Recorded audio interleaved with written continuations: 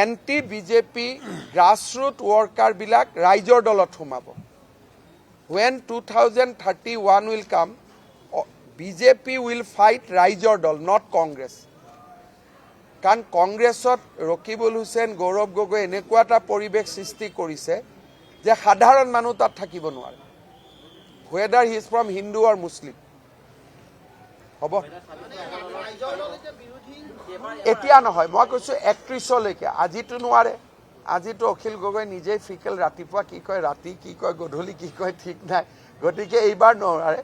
যদি তেওঁ নিজৰ কনচিষ্টেঞ্চি মেইনটেইন কৰে আৰু নিজকে যদি মেচিয়ৰ্ড আৰু চিৰিয়াছ প্লেয়াৰ হিচাপে এষ্টাব্লিছ কৰিব পাৰে, 2031ত তেওঁ কংগ্ৰেছৰ মুছলিম ভোট বেংকটো ৰিপ্লেচ কৰি পেলাব, যেনেকৈ আজি আছাউদ্দিন ওৱেছিয়ে ৰিপ্লেচ কৰি আছে।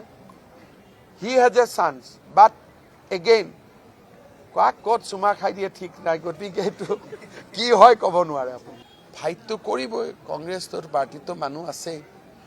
কংগ্ৰেছেও ফাইট যদি নকৰে, আমি দেখোন কালিৰ পৰাই গভৰ্ণমেণ্ট কৰোঁ বুলি মিনিষ্টাৰ লিষ্ট বনোৱা আৰম্ভ কৰিম।